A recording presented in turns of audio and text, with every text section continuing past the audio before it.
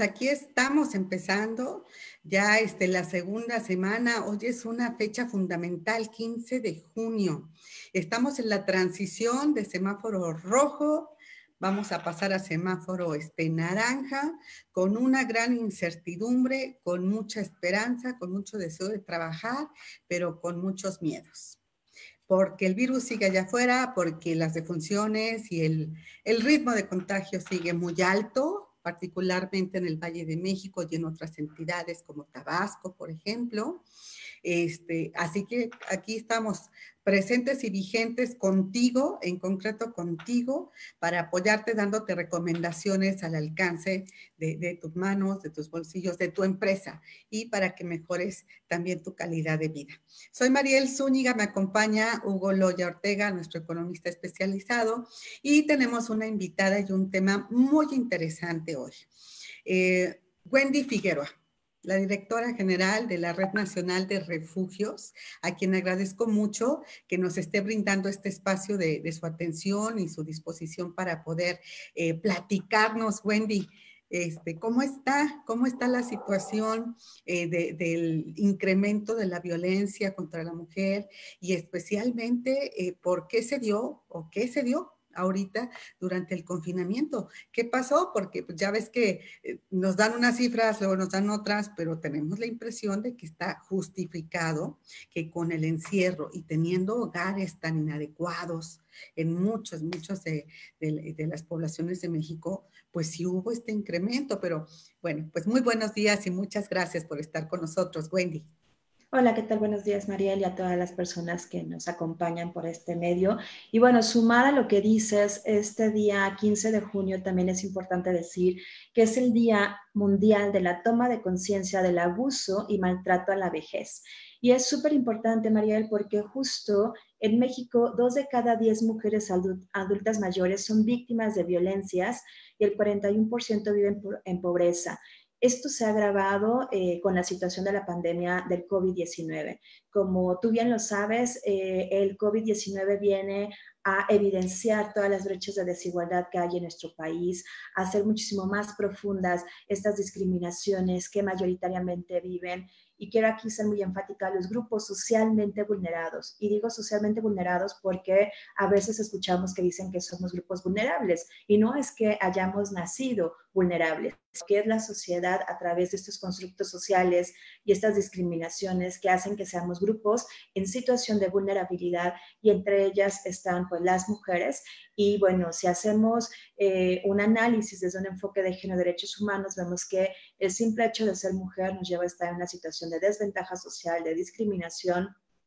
Y si le sumamos que puede ser una mujer indígena de la tercera edad, una niña, una mujer discapacitada, etcétera, etcétera, una mujer lesbiana, pues bueno, son factores múltiples que llevan a una múltiple y triple revictimización.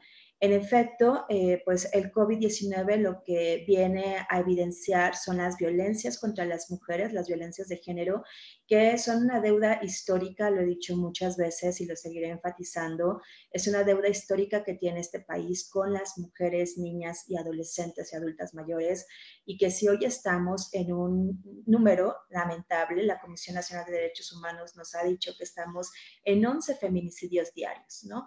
Esto es una situación alarmante, estamos en un estado de emergencia y si estamos en ¿Dijiste 11, Wendy? 11 feminicidios, es lo que Ah, vale. acaba de informar la Comisión Nacional de Derechos Humanos. Si recordamos, justamente en marzo, en los movimientos feministas de la marcha, la cadena feminista desde el 7, el paro del 9 de marzo, pues cientos y miles de mujeres alzamos las voces y también después, voluntariamente, que eso hay que decirlo, nos quedamos en casa para hacer visible las violencias contra las mujeres y la aportación que damos las mujeres en diferentes áreas de la vida pública y privada. Ya habían 10 feminicidios diarios, Mariel, ¿no? Esto, pues bueno, es justamente el resultado de una cadena de omisiones y de violencias que son naturalizadas, que empiezan con la violencia emocional o con estos comentarios precisamente, como tú bien lo decías, de invisibilizar lo que es visible y que es justamente las violencias contra las mujeres. Es lamentable escuchar declaraciones que, bueno, si bien todos estos movimientos feministas han hecho que se vayan modificando y reconocido que hubo un error, que efectivamente hay incremento en las violencias contra las mujeres, no podemos hablar que en México todas las familias sean fraternas. ¿Y por qué no podemos hablar que todas las familias sean fraternas? Primero, porque el 40% de las violencias o los feminicidios, que son los asesinatos de mujeres, se cometen por alguna persona cercana a la víctima dentro de los hogares, y el 25% de los victimarios, los feminicidas, tienen una relación consanguínea con la víctima. Entonces, bueno, eso es importante decirlo. También decirte que efectivamente, como bien sabes, el 17 de marzo, desde la Red Nacional de Refugios, lanzamos la campaña Aislamiento sin violencia no está sola, y hemos hecho desde un ejercicio ciudadano y de transparencia, pues informarles cuáles son los datos estadísticos, que es importante decir, no solamente son estadísticas, son personas, son vidas. Y lo que hemos atendido durante estos 3 meses de pandemia, los 3 primeros meses, son a más de 12,000 mujeres, niñas y niños en nuestros espacios de atención, y también a través de nuestra línea de atención telefónica y redes sociales. Hemos visto, Mariel, un incremento del 80% de las llamadas de auxilio. Es importante mencionarlo. Y en el tema de refugios y centros de atención externa, pues bueno, en comparación al 2019 tuvimos un incremento del 77% de personas atendidas en estos espacios de protección. Tuvimos 19 rescates en los 2 primeros meses del confinamiento, y cuando hablo de rescates son llamadas en donde ahorita, por ejemplo, estamos nosotras y llega la llamada telefónica de alguna mujer que tuvo que salir en ese momento porque era el único que podía, porque había tenido una situación de violencia extrema con el agresor, o que llegó a un centro de justicia o alguna otra institución y no la están atendiendo y ella requiere un espacio de protección segura. Esto ha sido un incremento de más del 50%, porque antes del COVID-19 nosotros hacíamos rescates en promedio una vez al mes. En tan solo 2 meses tuvimos pues, prácticamente 19 rescates, que es lo que tenemos en un año completo. Esto es aparte de las referencias y contrarreferencias de casos que hacemos a nivel nacional e internacional, de aquellos casos que tienen que salir del estado o incluso del país. Hemos visto también que de este... No, nada más, Wendy, para aclarar esto del Sí. rescate. O sea, van por las personas, en este caso, niñas, mujeres violentadas, van a sus casas por Así ellas. es, sí, hacemos toda una estrategia con ellas, depende de cada caso, pero en general lo que hacemos es identificar dónde se encuentra ella, si es seguro que nosotras vayamos a su domicilio o a un punto cercano a este domicilio, la acompañamos desde ir por ella en un vehículo, la llevamos al centro de atención externa o a la casa de emergencia, que es el primer contacto, y bueno, de ahí empieza todo un proceso de restitución de derechos y obviamente de acceso a la justicia. Y pues bueno, dependerá obviamente si la mujer, y sabemos muy importante, y qué bueno que lo comentas, Mariel, porque estos datos que yo estoy compartiendo y que, bueno, hay muchas otras instancias que están haciendo un concentrado en las estadísticas, pues son solamente una pequeña muestra de lo que sucede en nuestro país, porque hay cientos de mujeres que no pueden hacer una llamada telefónica, que no pueden pedir auxilio porque el agresor está a su lado. Entonces, bueno, hay muchos números o cifras negras, como sabemos, que no están plasmadas. Además de que, bueno, tenemos también información, y tú lo sabes, que en estas discriminaciones esta información no llega a todas las mujeres, a todos los sectores. Entonces, no solamente es aquellas mujeres que no pueden contactarse por la presencia del agresor, sino que no estamos llegando a todos los sectores que requieren. Hay mujeres indígenas que están en situación de riesgo y que no tienen acceso a esta información. Las mujeres sordas, por ejemplo, tampoco.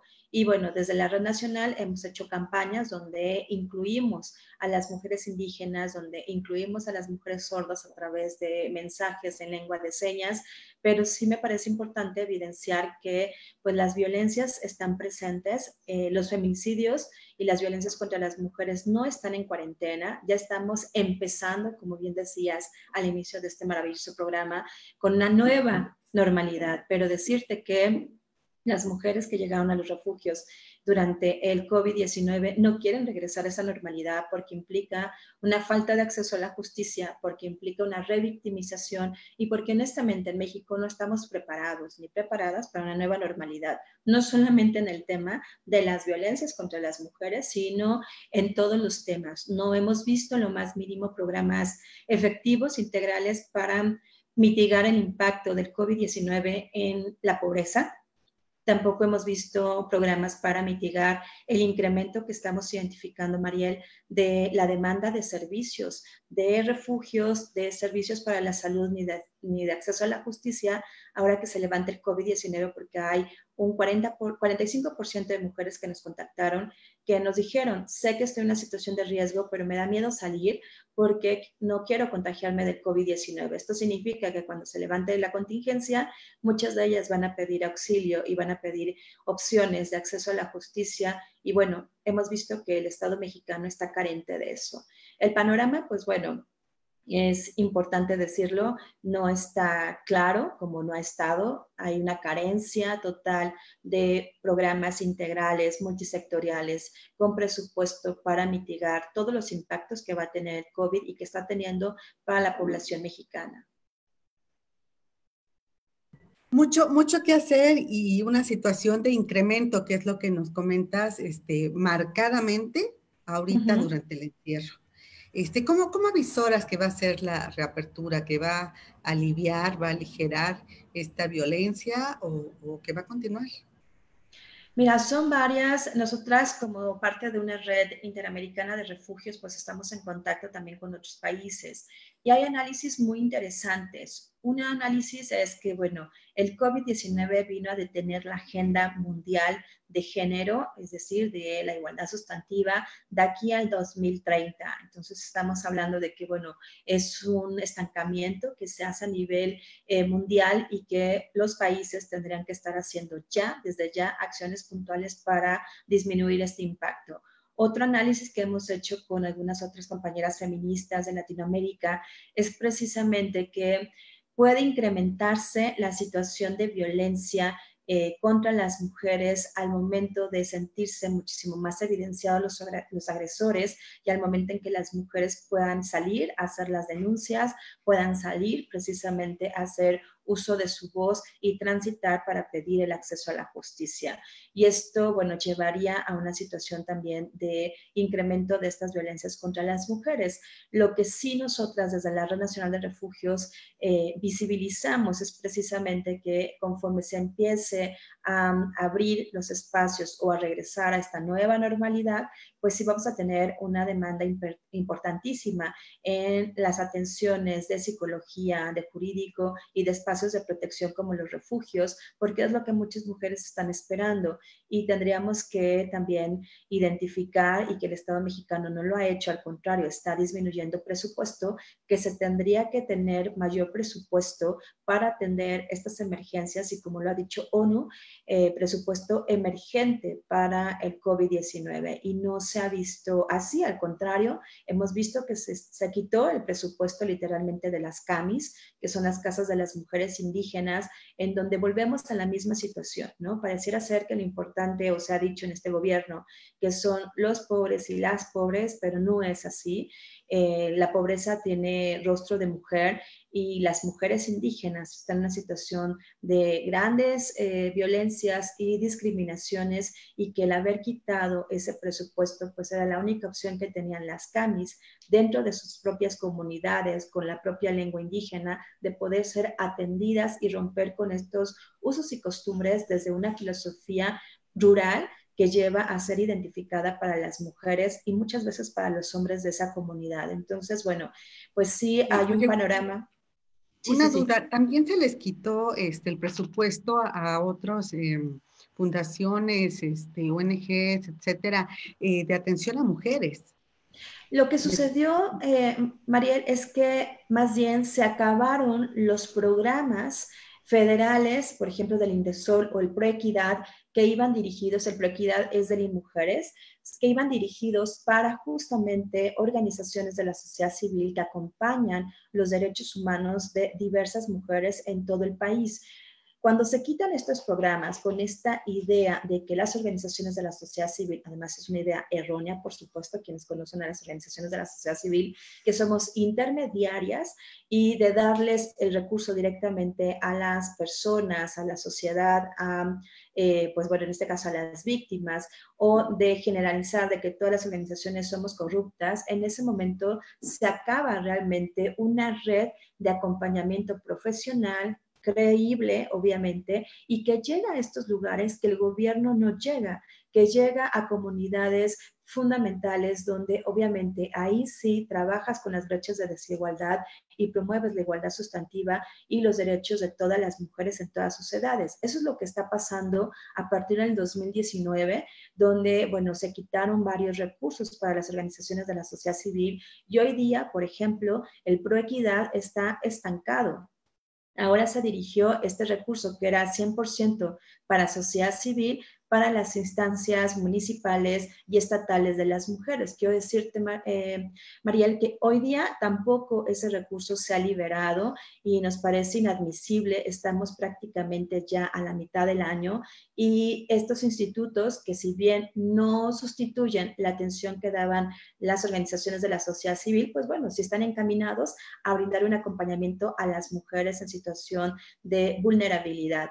Y ahora mismo no cuentan con ese presupuesto. Entonces es evidente, desde mi punto de vista, que en este gobierno no hay una prioridad real, tangible, con más del 50% de la población mexicana que somos las mujeres. Puede estar en el discurso, pero en los hechos realmente no está plasmado. Si te parece, vamos a dar paso a algunas preguntas Claro que del sí. público para conocer por dónde están las inquietudes y que finalmente tú nos des una propuesta de qué hacer, cómo cambiar toda esta educación, toda esta serie de valores, falta de respeto, falta de valoración hacia la mujer, la competencia que lleva pues hasta actos irracionables, ¿no? Razonables. En fin, con qué acciones propones tú? Que nos digas al final, ¿sí? Propones tú revertir toda esta tendencia, porque 11 feminicidios diarios es una barbaridad. O sea, revela mucho. Así que, Hugo, si nos puedes ayudar, por favor, ¿qué preguntas tenemos del público? Adelante. Claro que sí, Mariel. Wendy, ¿qué tal? Un gusto saludarte nuevamente. Voy a hacer dos bloques porque hay varias inquietudes sobre qué es la red y cómo funciona. Y en el otro bloque es básicamente ya con temas de lo que está sucediendo alrededor de esta violencia que se genera constantemente contra la mujer.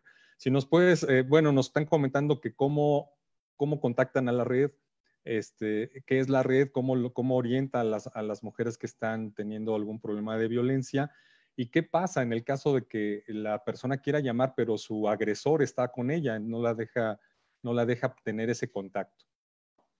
Claro que sí, un placer, Hugo, volverte a reencontrar en este espacio y con Mariel. Y bueno, la Red Nacional de Refugios es una organización civil. Estamos a nivel nacional en diferentes partes de la República Mexicana. Brindamos atención las 24 horas del día, todo el año. Esta atención puede ser vía telefónica o puede ser también a través de nuestras redes sociales. Vía telefónica les paso el teléfono. En Ciudad de México y zona metropolitana es 56 74 96 95.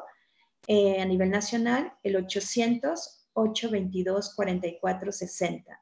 Redes sociales, Facebook, Red Nacional de Refugios, y en Twitter, @RNR Oficial. ¿Qué es lo que hacemos? Bueno, primero las escuchamos. Es muy importante decirles que nosotras sí les creemos, que no necesitamos ninguna denuncia. Hay algunas instancias donde para poder recibir atención tienen que tener una denuncia previa. Nosotras no. Obviamente les informamos a qué tienen derecho, informamos cuáles son los instrumentos jurídicos que las protegen, pero no se les condiciona la atención. Si es que ustedes no deciden denunciar, se respeta. Es decir, nuestro trabajo siempre pone en el centro de la actuación sus necesidades, sus decisiones, porque las miramos como sujetas de derecho y las acompañamos en lo que ustedes requieran hacer. no necesariamente requieren un refugio, muchas de ustedes. Hay mujeres que afortunadamente no están en riesgo de estar en ese mismo espacio, en esa misma casa, o bien su agresor ya no está con ustedes y lo que requieren es una atención, vamos a llamarlo deambulatoria, es decir, en el centro de atención externa, donde ustedes van a sus citas periódicas y se les da acompañamiento integral, psicológico, jurídico, social. Esto es totalmente gratuito en este momento del confinamiento y yo creo que todavía vamos a seguir por un tiempo así. Estamos haciendo estas intervenciones vía redes sociales, vía telefónica, vía estos medios virtuales justamente para disminuir y mitigar el riesgo del contagio del COVID-19. Si ustedes necesitan un espacio de protección porque donde están viviendo su vida y en su caso si tienen hijos e hijas está en riesgo, pues bueno, están las opciones de refugio. Estas opciones se van a ir planteando de acuerdo a las necesidades de cada una de ustedes. Lo que sí les puedo comentar es que siempre van a tener una escucha y un acompañamiento sin juzgarles y siempre brindándoles todas las opciones que ustedes requieran. En refugio, así rápidamente, pues bueno, están aproximadamente 3 meses o más o menos, esto dependiendo de cada una de las necesidades de ustedes. Damos una atención integral, psicológica, médica, jurídica, psicopedagógica, capacitación para el empleo. Es muy importante promover espacios de autonomía e independencia económica. Entonces, bueno, promovemos también esta parte de la reinserción social y contamos en la Ciudad de México con un centro de empoderamiento y liderazgo que es Alas de Mariposas, donde promovemos justamente el empoderamiento integral, no solamente el económico, sino también toma de decisiones, autoestima. Fomentamos la creación de promotoras de paz y de buenos tratos a través del arte, de la música, damos orientación psicológica y bueno, lo hacemos también de forma itinerante, es decir, este centro va a diferentes partes de la República o comunidades. Eso es por parte de lo que hacemos en la Red Nacional de Refugios. ¿Qué pasa una mujer que está justamente, como bien lo preguntan, con su agresor?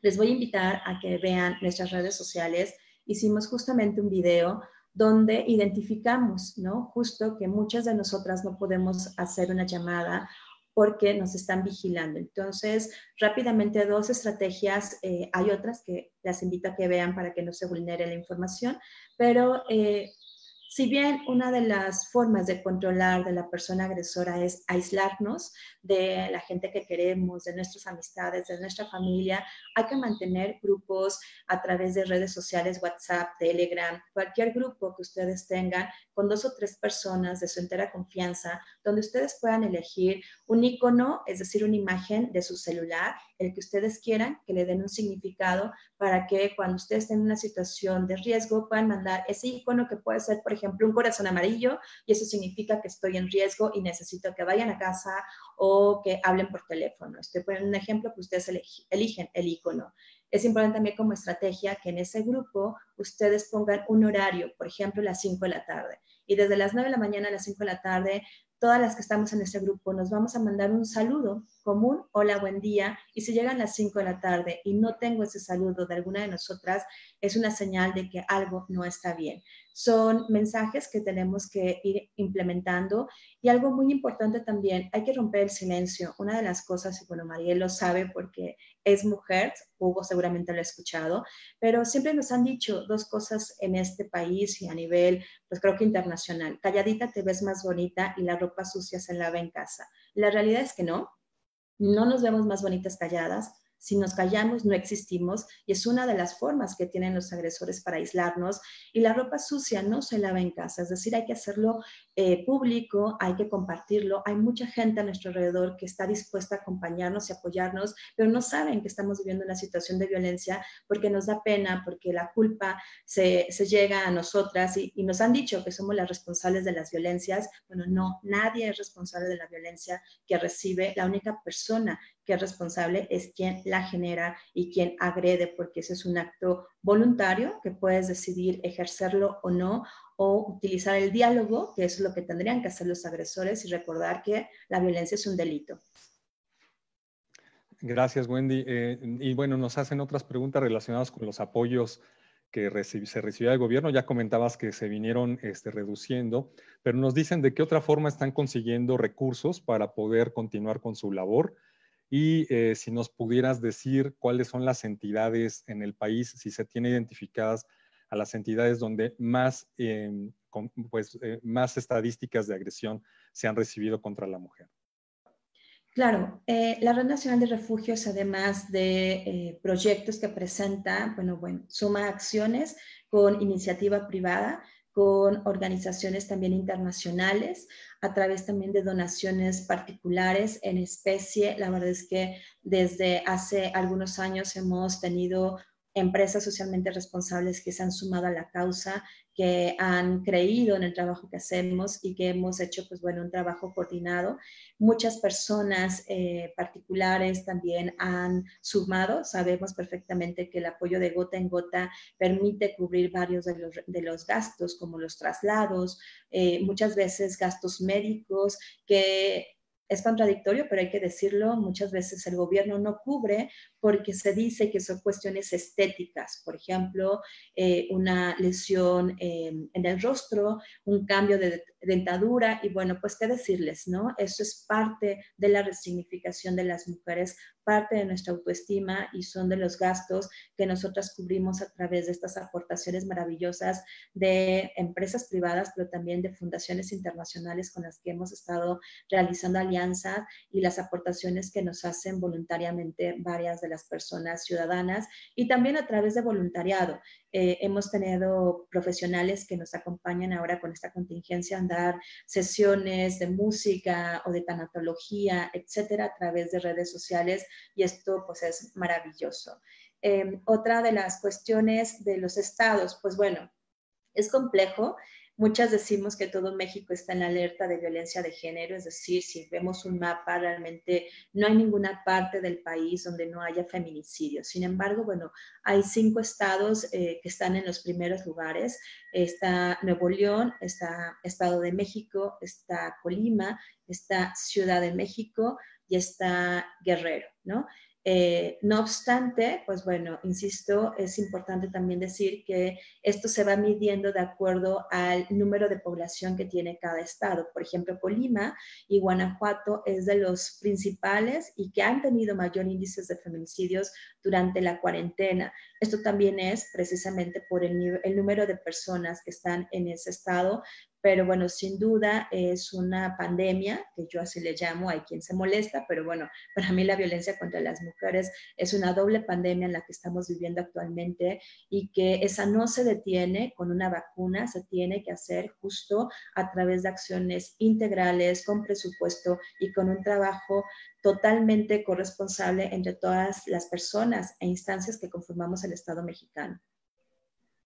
Sí, y bueno, relacionado justamente con esta parte de la parte legal, nos comentan qué opinas sobre la legislación. Dicen que pareciera que es muy laxa la legislación y que no se está aplicando las penas correspondientes a los agresores, y que debería ser un poco más fuerte. En el tema de la legislación, en mi punto de vista es que México tiene unas leyes muy buenas, muy fortalecidas en el tema de, tenemos una ley general de acceso a las mujeres a una vida libre de violencia, que está alineada a la Belén do Pará, que es uno de los marcos instrumentos internacionales referentes en este tema, que además incluye la violencia por omisión y muchas otras cuestiones. Se habla del feminicidio como un delito. Me parece que aquí la problemática, tenemos una ley general de víctimas, tenemos la norma 046, etcétera. El problema, y bueno, hemos coincidido varias feministas sobre ello, es que en México no se aplica la ley.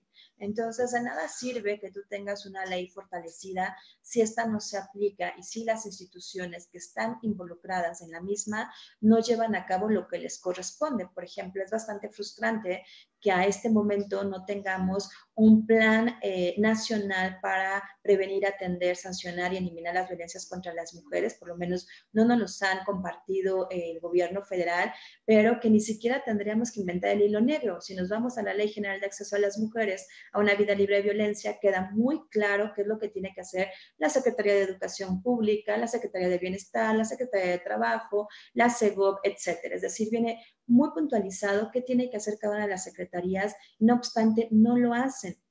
Si le sumamos a eso una falta total de implementación de estas leyes desde un enfoque de género y derechos humanos, pues entonces vemos que hay una cadena de omisiones, de corrupción que hay en nuestro país, de negligencia y de impunidad que efectivamente, más allá de las sanciones, no hay un debido proceso y no se tipifica el delito como tal. Si un feminicidio se tipifica, y que es muy grave decirlo, y sobre todo está pasando con las mujeres indígenas, como suicidio por parte de las autoridades, estamos invisibilizando la problemática y de nada sirve que tengamos un código penal de procedimientos que deja muy claro qué es el feminicidio, que tengamos una ley, si las autoridades lo que hacen es tipificarlo como suicidio, ¿no? O sea, es lamentable esta situación, o bien como homicidios dolosos. Y de ahí que es muy importante poder exigir que estas leyes sean no solamente aplicadas, sino que sean aplicadas con un enfoque de género, derechos humanos y acompañadas con presupuesto.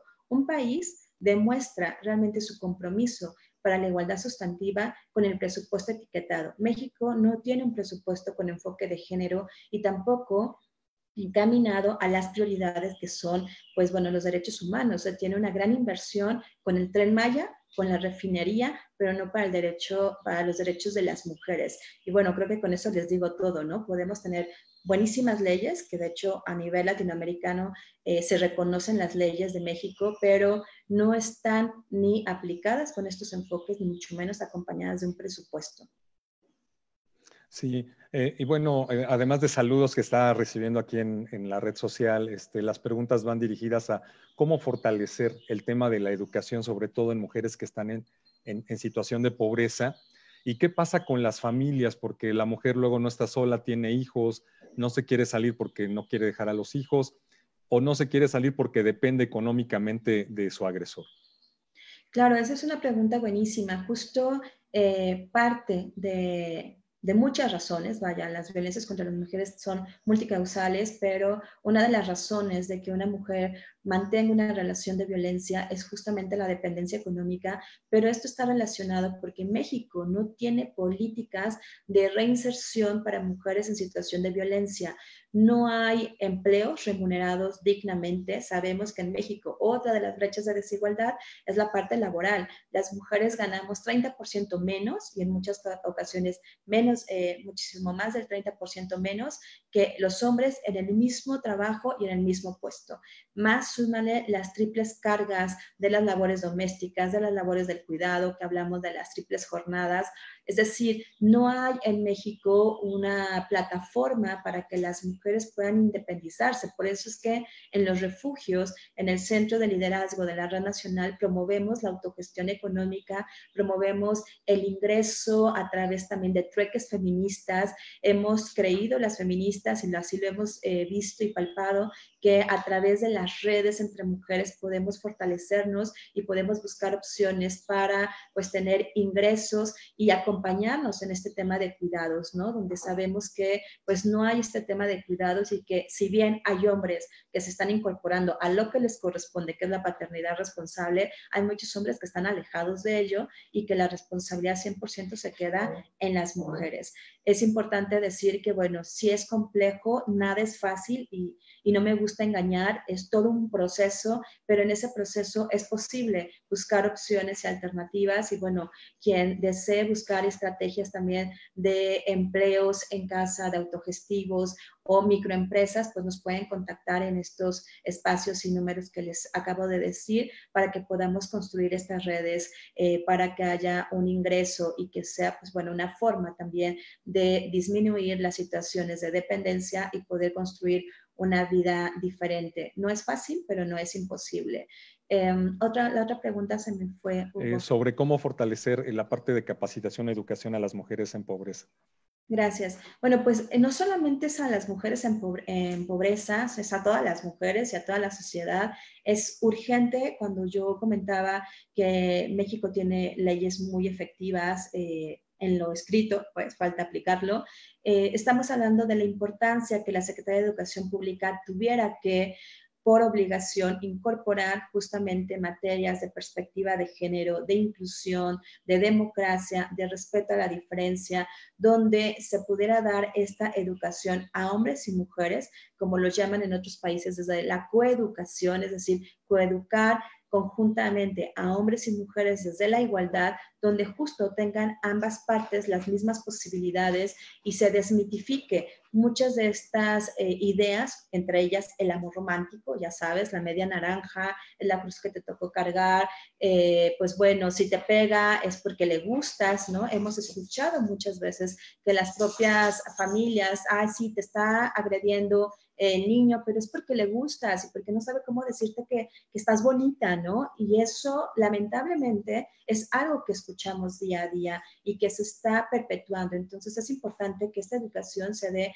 absolutamente a todas las personas desde los primeros años de vida y que efectivamente, Hugo, para poder hablar de esos grupos con mayor vulnerabilidad, que son las mujeres indígenas, que están alejadas de la tecnología, tendríamos que garantizar, para realmente hablar lo que nos dice la Agenda 2030 de la igualdad sustantiva, que nadie se quede fuera ni nadie se quede atrás, pero para eso tenemos que transitar y reconocer que cientos de niños y niñas no tienen acceso al Internet, no tienen acceso pues a luz, ¿no? Y que tenemos que tener un cambio en la base del sistema educativo donde todos y todas tengan el mismo acceso a la información desde un enfoque de género y derechos humanos. Y a eso le tendríamos que sumar también la parte educativa de la familia. La familia también tiene que hacer un cambio, tenemos que reconocer que son las familias, en México hay una gran diversidad de familias, ¿no? Donde no solamente está la figura pues tradicional, ¿no? El padre, la madre, los hijos, no. Hay familias donde no hay padre, donde solamente es la madre y esa es una familia. Hay familia donde están las tías, etcétera. Es decir, hablamos de familias diversas y en esa diversidad también tendríamos que empezar a promover lo que es una cultura de igualdad y de cero tolerancia a cualquier forma de violencia contra las mujeres. Los roles estereotipados son la antesala de las violencias. El niño no llora porque parece vieja, la niña no se sube al árbol porque parece marimacha, etcétera, etcétera. O los colores no tienen género. El hombre no levanta los platos, no hace el aseo en casa porque para eso está la mujer. Esas son cosas que tenemos que ir rompiendo y aquí aprovecho a hacer un comercial porque he escuchado muchas veces que las mujeres nos dicen es que nosotras creamos hombres machistas porque somos las que estamos todo el tiempo con los hijos. Decirles que no, eso también es un mito. Los hombres también educan en la lejanía, en la ausencia. Esos hombres que se van a proveer y que se van a trabajar también están educando porque lo importante en una familia es el tiempo en calidad, no de cantidad. Entonces, hombres y mujeres que conviven con otros seres humanos están obviamente transmitiendo información y educación en la ausencia o en la presencia. Entonces, tenemos que cambiar y tenemos que incorporarnos hombres y mujeres a todas las actividades de casa, no porque tenemos que ayudar, sino porque nos corresponde, porque estamos compartiendo un mismo espacio. Son cambios que tenemos que hacer, como yo digo siempre, desde lo interno, echarnos un clavado y ver también cómo estamos reproduciendo cada una de nosotras como persona la discriminación, qué tanto hacemos comentarios discriminativos para con las otras personas, qué tanto también nos reímos de los chistes machistas, qué tanto también criticamos a la mujer, qué tanto guardamos silencio cuando vemos que hay una agresión contra un niño, una niña, contra una mujer, contra una persona adulta mayor. La omisión también nos lleva a ser cómplices. Entonces es un proceso que tenemos y además me parece maravilloso como psicóloga. Todo lo que aprendemos lo podemos desaprender. O sea, no es de que ya lo aprendí, ya no puedo hacer ningún cambio. Claro, lo puedes desaprender, pero también tiene que ver con que lo mires, lo visibilices. Por eso es que para nosotros es muy importante pues decir la verdad. Si hay violencia, si se ha incrementado y esto tiene que ver con una cultura machista y patriarcal y tenemos que derrumbar ese machismo y ese patriarcado que muchas veces nos atraviesa a las mujeres también, no nada más es un tema de hombres, hay que estar en un proceso constante de cambio y de trabajo. Sí, gracias, Wendy. Pues la verdad es que hay bastantes comentarios. Hay un caso de Brenda Kelly también que pues ahí exhibe de que incluso entregó su información al presidente y hasta ahorita no ha recibido ninguna respuesta. Pero bueno, voy a cerrar con dos preguntas más. Una es si nos puede recordar cuánto tiempo puede estar una mujer en un refugio y qué pasa después, cuál es el proceso. Y la última, para cerrar esta parte de preguntas de aquí de las redes sociales, es si existe también alguna forma en que el hombre pueda acudir a solicitar ayuda. O sea, si sabe que es un agresor, ¿dónde puede solicitar esa ayuda? Muchas gracias. Sí, claro que sí. Bueno, de los hombres, nosotros en la Red Nacional de Refugios Con los únicos hombres que trabajamos son con los niños, hijos de las mujeres que llegan a nuestros espacios, pero por supuesto que trabajamos en coordinación con colectivos de hombres que acompañan a hombres violentos. Entre ellos está Gendes, que pueden buscarles en sus redes sociales, y Hombres por la Equidad. Son dos colectivos, seguramente habrá más, pero bueno, yo a quien conozco son estos dos colectivos que trabajan maravillosamente en la deconstrucción de este machismo y este patriarcado, pero es importante también decir que los hombres, igual que con las mujeres, tienen que querer hacer el cambio, es decir, no es magia. Y algo muy importante es que en estos dos grupos se les invita a los hombres a renunciar a sus privilegios y a reconocer las violencias y asumirse como responsables de sus actos de violencia. Entonces pueden acudir con ellos. Y en el caso de cuánto tiempo están las mujeres en los refugios, es un promedio de 3 meses. Sin embargo, esto no es definitivo. Hay mujeres que se han quedado, por ejemplo, casi el año. Es importante decir que nunca les vamos a abrir las puertas del refugio si es que ustedes no están preparadas emocionalmente, o si realmente no hay un proyecto de vida definido, o si su vida todavía está en riesgo. El proyecto se hace en constructo con ustedes, en acompañamiento todo el tiempo. Y bueno, también igual hay mujeres que deciden salir del refugio y bueno, salen del refugio, es decir, el ingreso al refugio es voluntario, así como el egreso del mismo. Y justo nuestro proyecto de la Red Nacional de Refugios contempla otros 2 espacios que me parecen fundamentales, que es la casa de emergencia, que nos ha permitido hasta ahorita, no tenemos ningún caso de COVID-19, y que eso es muy importante, justo porque nuestro modelo integral contempla el centro de atención externa, que es esta parte pública. Después está la casa de emergencia, que es justo para aquellas mujeres que probablemente sí tienen redes de apoyo, pero que están fracturadas por obviamente la situación de violencia que vivían, o están en otro estado de la República, o bien salen de su casa en un horario donde es riesgoso llevarlas al refugio y pasan ahí en la casa de emergencia 3 días más o menos, justamente para poder cubrir sus necesidades. Ahorita las casas de emergencia han sido fundamentales porque son ese espacio previo para que ingresen al refugio y donde han pasado las familias la cuarentena, y entonces eso mitiga el riesgo del contagio. Después está el refugio y está la casa de transición, que justamente la casa de transición es ese espacio posterior a que la mujer y sus hijos e hijas, quienes vayan con ellos, que todas las mujeres que tienen hijos e hijas y que decidan ingresar con sus hijos, pues llegan al refugio.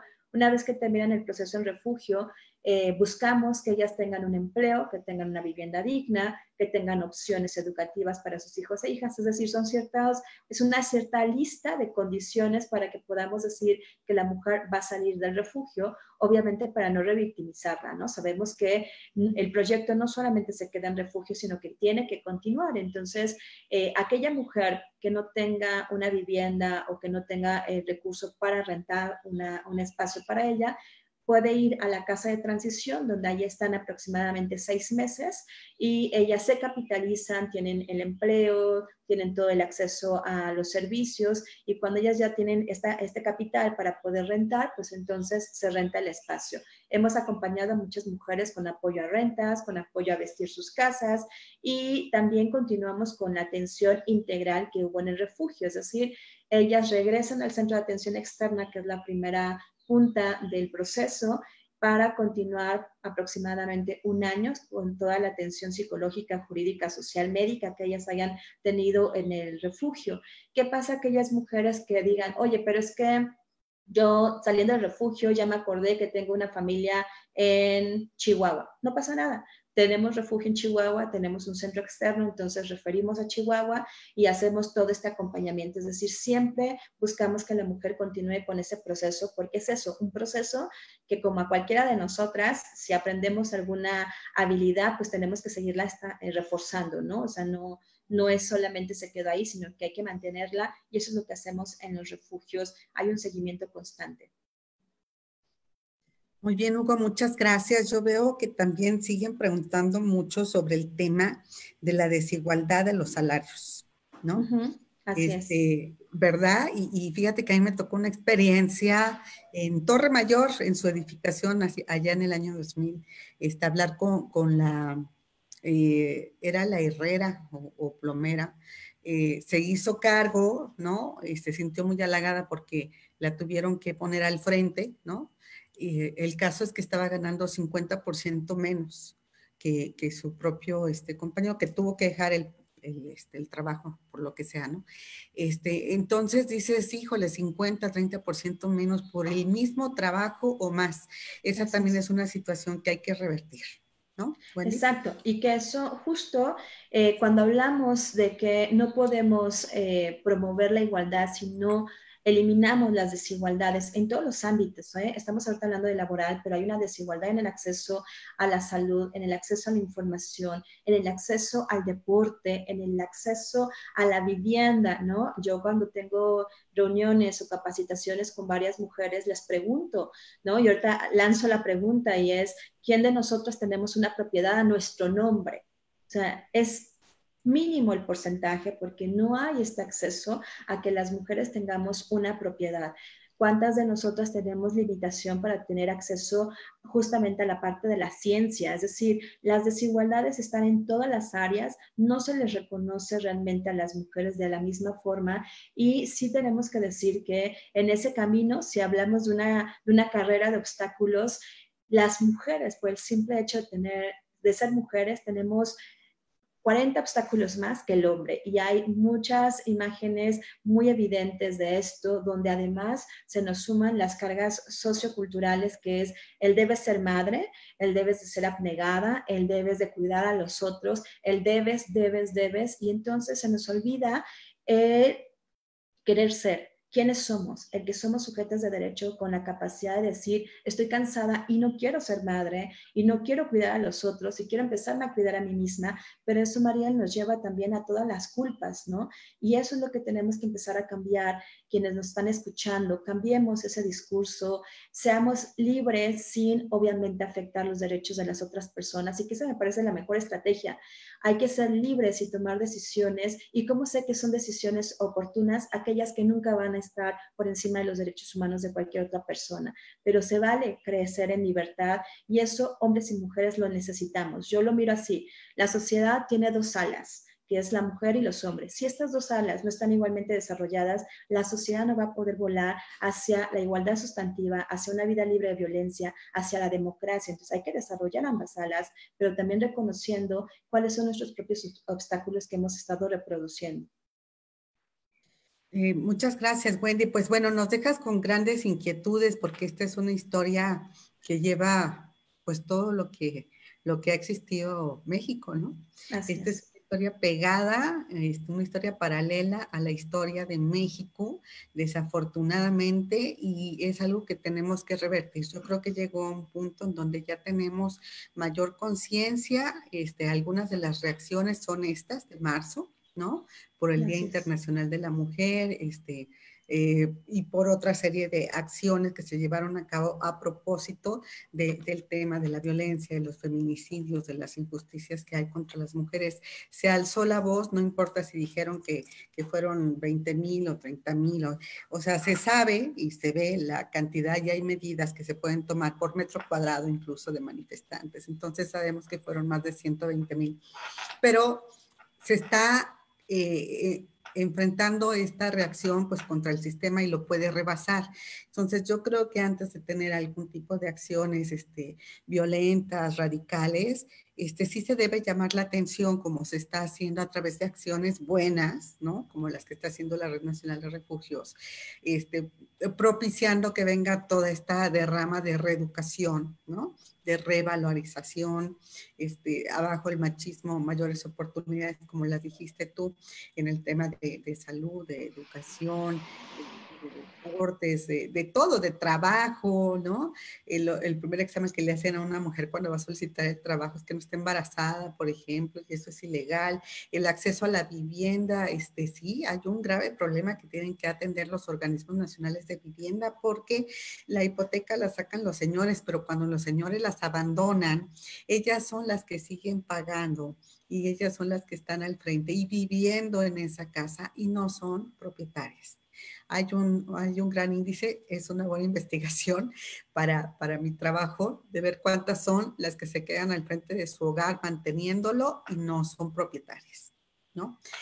Pero bueno, vamos a seguir con el tema, vamos viendo cómo ahora que comienza la transición hacia el semáforo Naranja, cómo viene todo el tema de la otra pandemia, como bien lo dices tú. Yo creo que son tres, porque la pandemia económica también nos ha pegado durísimo. Entonces, la de salud y también este tema de la violencia, que no solamente es en México, es un tema mundial. El encierro nos llevó a una situación de estrés, ¿no? de estas reacciones violentas que se ven en todo el mundo, más en algunos países que en otros, pero se ven en todo el mundo. Entonces hay que ver ahora cómo con la apertura, cómo se va dando todo esto. Ya nos darás noticias. También, pues ya platicaremos de otros proyectos que traemos entre manos, Wendy, ¿no? Con mujeres líderes por la vivienda, con MULIV. Espero que progresemos y que nos veamos, pues digamos, en un mes, ¿no? Ya que hayamos visto cómo evolucionó la reapertura, nuestro proyecto y tengamos buenas noticias también para nuestro público. ¿Te parece que nos demos cita en un mes y volvamos a platicar contigo, Wendy? Claro que sí, Mariel. Muchísimas gracias por el espacio. Enhorabuena por generar estos espacios de diálogo y pues bueno, nada, a todas y a todos sumarnos por una vida libre de violencia. La violencia contra las mujeres no es solamente un tema de mujeres, es de todos y todas y bueno, sumando acciones es donde podemos hacer un cambio verdadero. Correcto, correcto. Y bueno, vamos a repetirle los teléfonos a ver si estoy bien. Si no me corriges, Wendy, 5674-9695. Esto es en Ciudad de México. Y es 01800, todavía se usa así. Nada más el 800. Solo 800. 800-822-4460, ¿correcto? Así Las es. redes sociales, Red Nacional de Refugios y @RNR Oficial. ¿Sí? Exacto. Entonces, pues estemos en contacto, apoyemos con mucha mayor razón las mujeres y por supuesto todos aquellos hombres valiosos, comprometidos que también van en pos de la igualdad y del equilibrio. Y como lo dijo Wendy, no podemos tener democracia, no podemos tener ese equilibrio si no estamos con las dos alas. Entonces, todos tenemos que volar juntos. Nos vemos en un mes, Wendy. De verdad te agradecemos mucho tu buena disposición, tu información y felicidades por tu labor. A cargar pilas, Wendy, y a seguirle. Claro que sí. Un abrazo sororal y Otro fraterno a abrazo todos para y ti. todas. Mandamos un abrazo. Gracias. Buen día. Bye. Wendy Figueroa, directora general de la Red Nacional de Refugios. Y bueno, pues datos muy interesantes, Hugo. Muy importante revertir esta tendencia que estamos viendo y que sí se incrementó durante la pandemia. Así que ni duda cabe.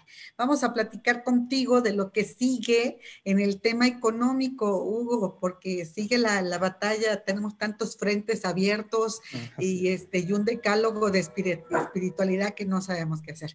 A ver, platícanos, ¿cuál sería tu recomendación? Gracias, Mariel. Pues sí, todavía hay pues muchos temas económicos.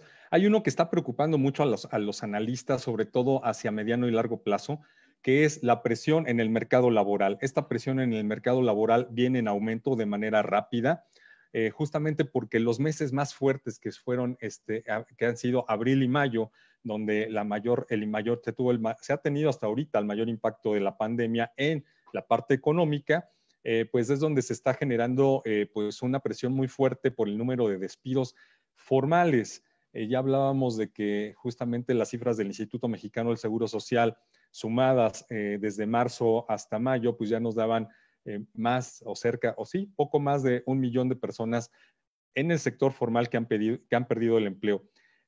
La preocupación entre los analistas viene, Mariel, porque desde 2019 ya se venía arrastrando una pérdida importante justamente en la generación de empleos formales, porque la economía ya venía en declive. A eso hay que sumarle también las presiones en el mercado formal de las personas, de los jóvenes que están saliendo egresados de las universidades y que están buscando nuevas ofertas laborales.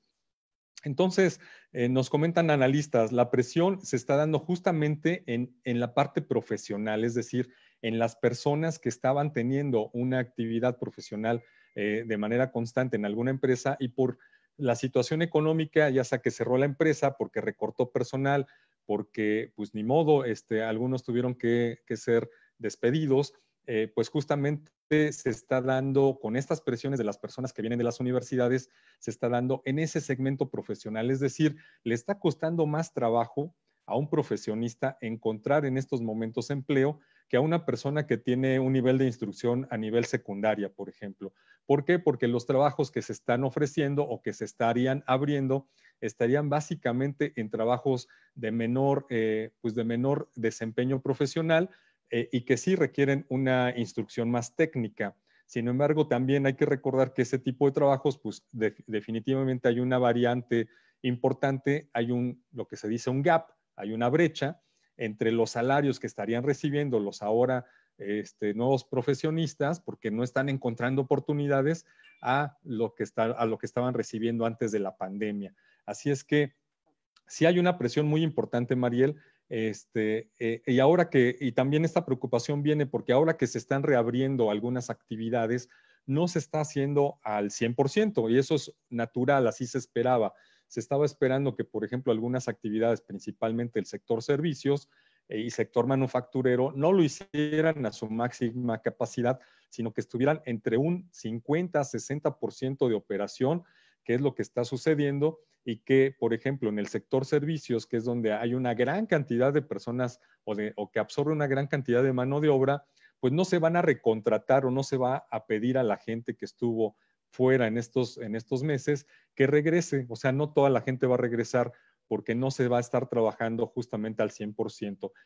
Esa preocupación, comentan los especialistas, pues va a generar que hacia finales de este año, pues sí tengamos una presión laboral incluso muy superior a la que hemos vivido en las crisis modernas en México. Así es que no descartan que pueda haber en empleos formales solamente más de 2 millones de personas que estén en una situación de no empleo y que estén buscando empleo pues de manera muy activa y que estén aceptando pues desde luego menores sueldos con la finalidad de pues, poder regresar a una actividad productiva.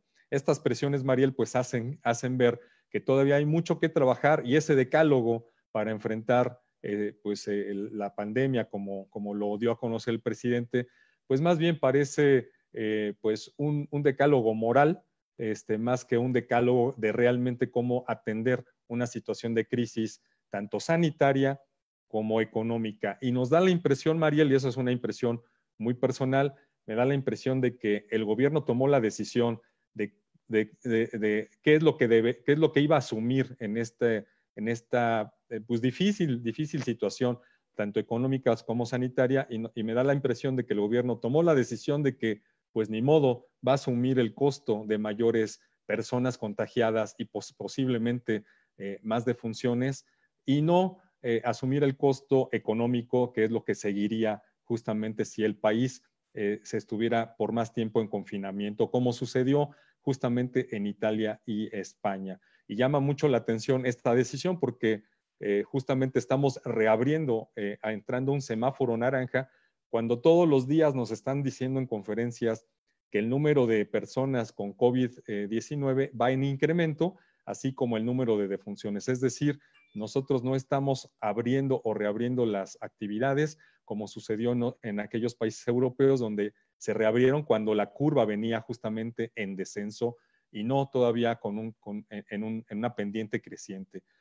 Pues bueno, creemos que esa es la decisión que está asumiendo el gobierno federal. Veamos cuál es lo siguiente en las cartas de reapertura, María. Muy bien, Hugo, pues nos quedamos con esa reflexión de la calidad de los empleos y en dónde van a resurgir, donde ya han alzado la voz con Canaco, Coparmex y todo el sector privado, con el gran temor de que se van a crear esos empleos, esa economía informal que se va a incrementar.